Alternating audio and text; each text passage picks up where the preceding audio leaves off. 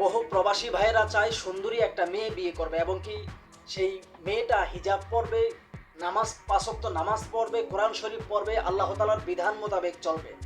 এই চিন্তাটা বহু প্রবাসী ভাইয়েরাই করে। কিন্তু যখন তারা ফেসবুকে ভিডিও দেখে কিংবা ইউটিউবে ভিডিও দেখে, তখন দেখে যে আমার স্ক্রিনে যে ভিডিওটা দেখতেছেন এরকম সুন্দরী সুন্দরী হিজাবি মেয়ে তারা ভিডিওর মাধ্যমে বলতেছে আমি ভালো মনের একজন মানুষ চাই, আমি ভালো মনের একজন মানুষ চাই, আমার বাবা নাই, আমাকে যৌতুক দিয়ে বিয়ে দেওয়ার মতো আমার এরকম কেউ নাই। আমার স্ক্যানটা একটু খেয়াল করেন, এটা হচ্ছে ওর অরিজিনাল পিক আর এটা হচ্ছে তার বোরকাওয়ালা পিক। বোরকা পরলেই যদি ভালো হতো তাহলে নিশ্চয়ই মিয়া খলিফা ভালো, সানি লিওন ভালো, এলেক স্টার ভালো, যারা পর্নো ভিডিও তৈরি করে অনেক সময় ওরা শুটিংয়ের ক্ষেত্রে হিজাব পরে, তাহলে নিশ্চয়ই ওরা ভালো মানুষ। বোরকা পরলেই যদি ভালো মানুষ হতো তাহলে নিশ্চয়ই ওরা ভালো মানুষ। ওরা যদি ভালো মানুষ না হয় তাহলে এই নর্তকীও কখনো ভালো মানুষ না। কেন বললাম কথাটা? এই নর্তকীর নামটা কি আমি আপনাদেরকে একটু বলে দিই। ওর নাম হচ্ছে মিম আক্তার, মায়ের নাম হচ্ছে মৌ ওরফে জ্যোৎস্না বেগম এবং বাবার নাম হচ্ছে ইয়ামিন মৃত। ওর বাবা নাই, মারা গেছে। বর্তমানে সাভারে থাকে। ওর গ্রামের বাড়ি হচ্ছে বরিশাল ভোলা, বর্তমানে সাভারে থাকে। সব কিছু মিলিয়ে 6 লক্ষ টাকার মতো এক প্রবাসীর কাছ থেকে নিয়ে তাকে ব্লক করে দিছে। সে বলছে যে কোনো প্রবাসী যদি আমার পাশে দাঁড়ায় সে চাইলে আমি তাকে বিয়ে করতে রাজি আছি, সে চাইলে আমি তাকে বিয়ে করতে রাজি আছি। এবং তার নানার নাম হচ্ছে মন্না। এই যে মিম আক্তার, তার মার নাম হচ্ছে মৌ ওরফে জ্যোৎস্না বেগম। ওরা দুজনেই হচ্ছে চিটিংবাজ, যদিও মাটা একটু কম চিটিংবাজ আর মেয়েটা হচ্ছে একটু বেশি চিটিংবাজ। এই মিম আক্তারের কাজই হচ্ছে শরীর দেখিয়ে বিভিন্ন যে প্রবাসীগুলো আছে তাদের কাছ থেকে টাকা নিয়ে তাদেরকে ব্লক করে দেওয়া। এই মিম আক্তারের কাজই হচ্ছে এইটা। আর এই সমস্ত মেয়েগুলো হচ্ছে দৌলদিয়া যে নিষিদ্ধ গল্লি, সেই নিষিদ্ধ গল্লির কর্মী। কেন বললাম কথাটা? এরা কোনো একটা সময় অডিও কলে 500 টাকা, ভিডিও কলে 1000 টাকা এই ধরনের ব্যবসাগুলো করতো, যদি বর্তমানে এই ব্যবসাগুলো এখন আর চলে না। এবং এই মেয়েটা টাকার বিনিময়ে বিভিন্ন যে আবাসিক হোটেলগুলো আছে কাস্টমারকে সুখ দেয়। নিশ্চয়ই এটা আপনারা অবশ্যই জানেন যে 500 টাকা দিলে 1 শট দেওয়া যায়, 500 টাকা দিলে 1 শট দেওয়া যায়। তো এই মিম আক্তারের যে ও যে আবাসিক হোটেলে ঘোরাফেরা করে, আবাসিক হোটেলে যে ওর যাওয়া আসা আছে সেটার ভিডিও ফুটেজ, ওই হোটেলের যেই হোটেলে গেছে ওই হোটেলের ভিডিও ফুটেজ নিশ্চয়ই বর্তমানে এখন আমাদের হাতে। দয়া করে কেউ যদি কোনো এই সাক্ষী প্রমাণ চান আমরা দিতে পারবো, সমস্যা নাই। এবং এই মেয়েটার বর্তমানে সেই প্রবাসীকে বিয়ে করবে না, তার কাছ থেকে আপনার 1,45,000 টাকা দিয়ে ইলেকট্রনিক যে সেলাই মেশিন, সে সেলাই মেশিন নিছে। ঘরের ওয়াইফাই, ফ্রিজ, টিভি, খাট এমন কিছু নাই যে সেই প্রবাসীর কাছ থেকে নেয় নাই। 2 লক্ষ আপনার 2 ভরি স্বর্ণ সেই প্রবাসীর কাছ থেকে নিছে 8 মাসের মধ্যে। 2 ভরি স্বর্ণ।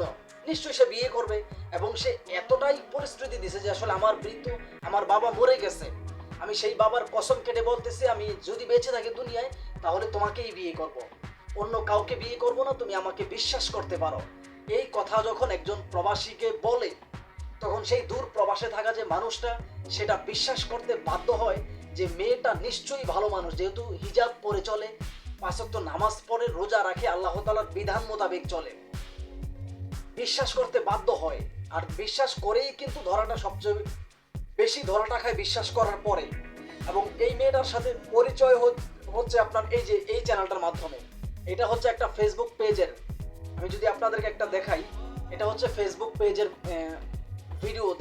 ওদের ফেসবুক পেজটা আমি স্ক্যানশট দিয়ে আনছি, স্ক্যান ভিডিও করে আনছি। এটা হচ্ছে ওর এই পেজের সাথেই কিন্তু পরিচয় হয়। এখানে দেখেন শত শত মেয়ে আছে। এই যে ফেসবুক পেজওয়ালা যে মাদারবোর্ডগুলো, এই মাদারবোর্ডগুলোই কিন্তু এই সমস্ত মেয়েদেরকে লাইসেন্স দেয় এই চিরারি বাটপারি করার জন্য। আর এই যে মিম আক্তার শুধুমাত্র একজন প্রবাসীর কাছ থেকে যে টাকা খাইছে বিষয়টা এরকম না, এরকম শত শত প্রবাসীদের কাছ থেকে টাকা খায়। মিমের মতো আরও যে নর্তকীগুলো আছে তারা, এই মিম কিন্তু আরও একাধিক প্রবাসীর কাছ থেকে টাকা খাইছে শুধুমাত্র শরীর দেখিয়ে, জাম্বুরা দেখিয়ে। আপনি যদি এই মেয়েটাকে মেডিকেল টেস্ট করান, নিম্ন পক্ষে বহু মিস্ত্রির হাত যে ওর গায়ে লাগছে এটা আপনি ধরতে পারবেন যদি আপনি ওরে মেডিকেল টেস্ট করান। এবং ওর যদি নিচে মেডিকেল টেস্ট করান তাহলে দেখবেন যে শত শত পুরুষের জিনিস ওই জায়গায় গেছে, শত শত পুরুষের জিনিস ওই জায়গায় গেছে। কেননা যেই মেয়েরা এই ধরনের কাজগুলো করে তাদের কোনো লজ্জা শরম নেই। প্রতিতার আবার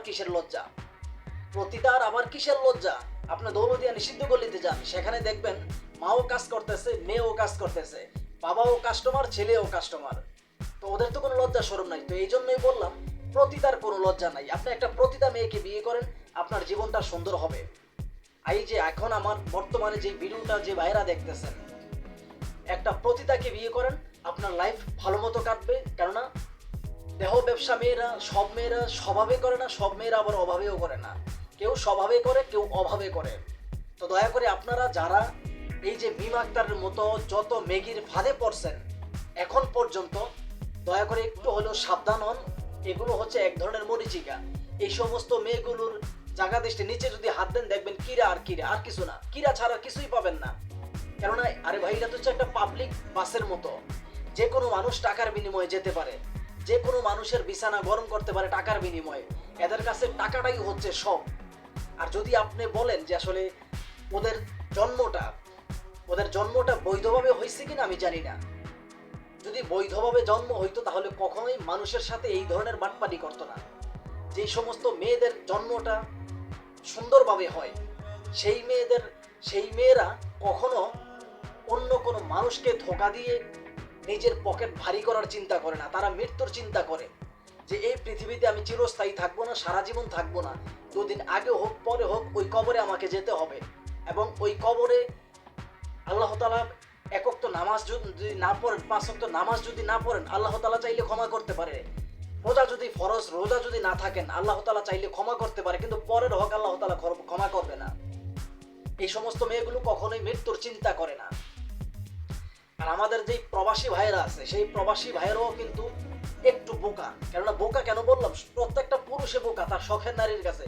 প্রত্যেকটা পুরুষে বোকা। যেমন আমি আমার শখের নারীর কাছে বোকা, আপনি আপনার শখের নারীর কাছে বোকা।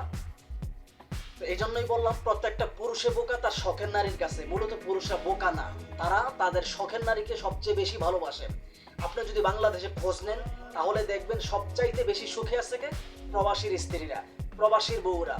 ঠিক তেমনি যে আমার সৌদি আরব প্রবাসী যে ভাই এই মিম আক্তার, এই নর্তকী মিম আক্তার চাইছিল যে আসলে সুখে রাখার জন্য, ওরে এমন কিছু নাই যে ওরে দেয় নাই, এমন কিছু নাই। আর এখন বর্তমানে যার সাথে বিয়ে ঠিক হয়েছে সজীব আক্তার, ও যদি বিয়ে করে আমার তো মনে হয় ও কিছুই জোগাড়া ছাড়ার কিছুই পাবে না, শুধু দেহটা পাবে আর কিচ্ছু পাবে না। কেননা এর আগেই তো আবাসিক হোটেলে গিয়ে বিভিন্ন পুরুষের সাথে সময় দিয়ে শেষ করে ফেলছে। তাহলে এখন আর সজীব পাবে কি? সজীব পাবে শুধুমাত্র ঝোঁকা, খোসা ছাড়া আর কিছুই পাবে না। এই সজীব খোসা ব্যতীত আর কিচ্ছু পাবে না। আর সবকিছু তো বিয়ের আগেই অন্যজনকে দিয়ে দিছে। তো একমাত্র এখন সজীব যদি বিয়ে করে, এটা তার এখতিয়ার, বিয়ে করতে পারে। তবে তার কাছ থেকে একটা পুরুষের সবচাইতে মানসিক শান্তির জায়গা হচ্ছে তার শখের নারী। তো এই নর্তকীর কাছ থেকে বর্তমানে যার কাছে বিয়ে হইতেছে, সে মানসিক শান্তিটা পাবে কিনা আমার জানা নাই। তো দয়া করে আপনারা এই ধরনের ভিডিওগুলো থেকে সবসময় একটু সাবধান থাকবেন, এই সমস্ত নর্তকী থেকে একটু হলেও সাবধান থাকবেন। তো যাই হোক, ভিডিওটি কাউকে উদ্দেশ্য করে বানানো হয়নি, শুধুমাত্র সতর্কমূলক ভিডিও। প্লিজ কেউ খারাপ মন্তব্য করবেন না। ভিডিওটি ভালো লাগলে লাইক, কমেন্ট, শেয়ার এবং চ্যানেলটি সাবস্ক্রাইব করে আপনাদের পাশে থাকার সুযোগ দিবেন। তো ভালো থাকবেন, আল্লাহ হাফেজ।